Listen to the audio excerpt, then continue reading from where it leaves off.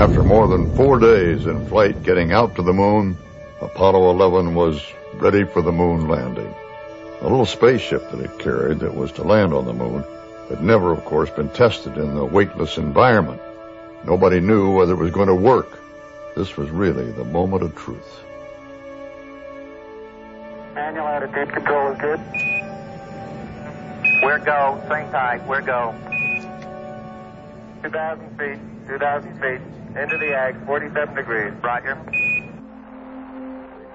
We at CBS had cameras all over the world waiting to record people's reaction to the success or that possible failure of the mission.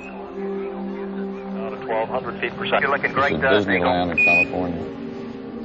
Small television sets are now becoming commonplace at bases in Vietnam, no matter how remote, and the GIs have been following Apollo just as they would in the United States. At 2:47 in the afternoon, Mr. Pease Ellington had decided to spend the rest of his day watching Walter Cronkite. People from all walks of life, all corners of the world, had come together to watch that historic moment. There was much to thank God for, and I prayed for the men going to the moon too. Now, we didn't have any images of this part of the flight, that is, the actual landing of the LEM. So, with NASA's help, our CBS animators very cleverly had created a whole film that showed second by second exactly what was happening in that lunar module as it touched down. At the precise moment, as the module approached the moon, we began running that animation. We knew that the final thing that was going to happen would be that this green light by the door would go on, indicating touchdown. It was just one little problem we had there. Neither the NASA engineers who helped us with that animation, nor anybody else at NASA, including the astronauts on the way down to the moon, had expected that cloud of dust that their rockets raised. They knew there were going to be some, but not so much that they really couldn't see through it. It was really a life-threatening matter in the module. Armstrong couldn't see where he was going, but he had to do some maneuvering. With that landing fuel almost gone, he made that command decision. He just had to move sideways to get out of the dust storm. Well, our animation, you see, was still running while he was making that decision, spending a few extra seconds to move the LEM. Well, suddenly the arrival lights go on in our animated module. The LEM is down, according to CBS.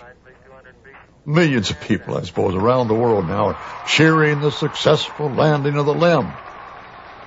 But that was our animation.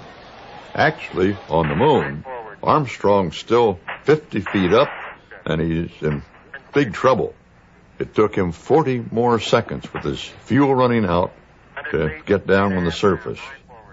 And most of us, well, we choose not to remember how CBS News landed on the moon nearly 40 seconds before Neil Armstrong. Down 2.5. Forward. Forward. Good. 40 feet down, 2.5. Picking up some dust. 30 feet, 2.5 down. Straight shadow.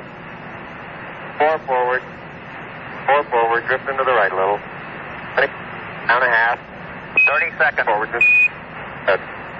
Okay.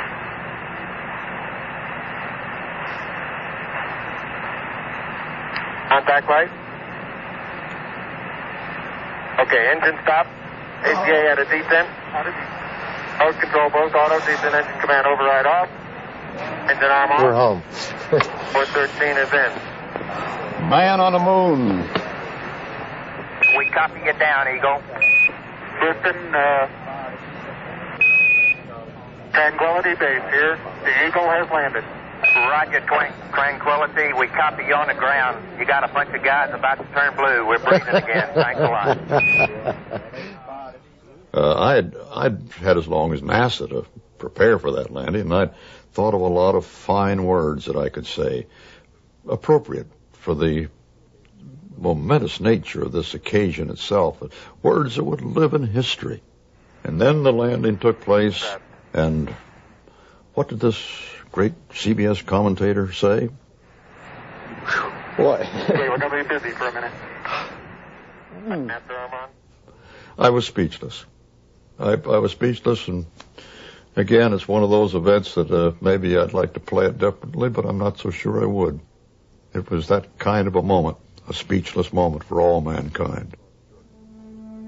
The astronaut's journey, of course, was not over. What would happen when man opened that door, stepped down, and actually stood on the surface of the moon? Okay, Houston, I'm on the porch. Roger, Neil.